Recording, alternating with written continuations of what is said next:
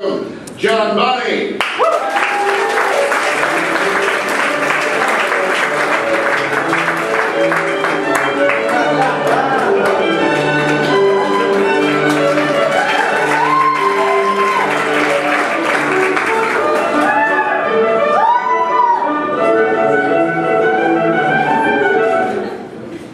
How you doing? I went to school with the kid who wrote that. We all hated him, you know, Wolfgang. What kind of a name is that for that guy? Anyway, just so you know, I'm the oldest New Young comic in North Carolina. But I'm not going to be the kind of senior comic that only does jokes about the problems of being old. You know, I'd like to, I just can't remember them. I'll be 74 in a couple of weeks. And my fellow comics don't believe that that's my age. I was going to bring my birth certificate to prove it, but when I took it out of the desk, it like disintegrated in my hand. They don't make parchment like they used to. However, I did find out this week that I'm officially old. I went for a checkup, and the doctor told me that they discontinued my blood type. But you know, age is a matter of attitude. I mean, take Hugh Hefner, for instance. It's not going to happen now, but he's 80 years old, and he asked 24-year-old Crystal Harris to marry him. You know, they said, F, what a big age difference. He said, nah, no big deal. 80 is the new 40. You see, well, by that logic, Crystal hasn't even been born yet. He said he liked her spunk, you know. He said when he first met her, he went up to her and said, hey, where have you been all my life? And she said, kindergarten. Well, I had another couple things happen. My son came out and told me she was gay. Now, the timing was good because we needed the closet space.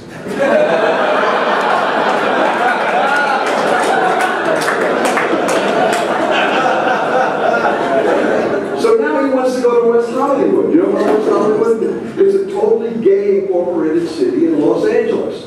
Everything about it is gay. A gay mayor, gay police chief, gay city council, gay police force, and a population of 20,000 village people. The whole lifestyle is gay. The traffic lights are like red, yellow, Laura Ashley. Traffic sign says, stop, or I'll scratch your eyes out. Another one says, yield, you'll just love it.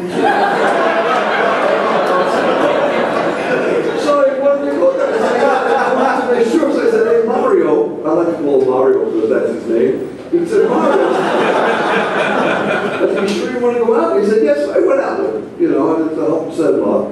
And I was shocked at the violence out there. I mean, in 1 week alone in Santa Monica Boulevard, there were 6 drive-by spankings.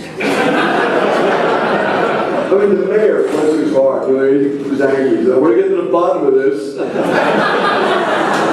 He said, find out who's doing these spankings and bring them to my house. Or wrists will roll.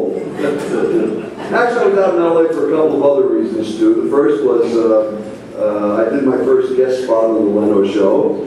And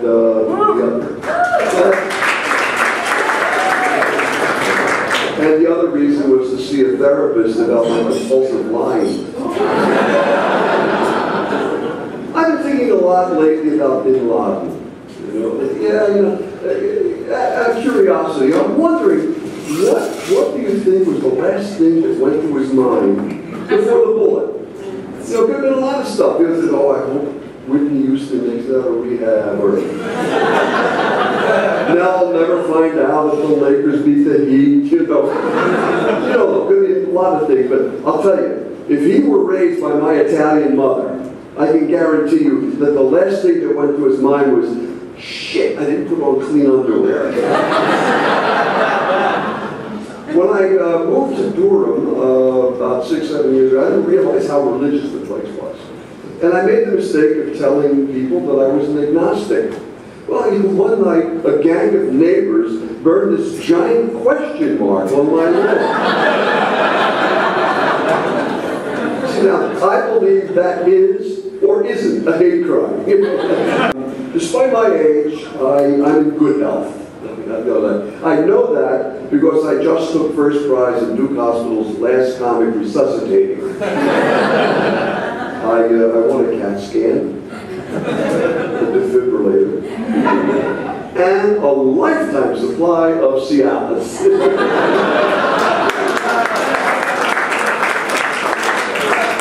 They sent the Cialis last week, 6 pills.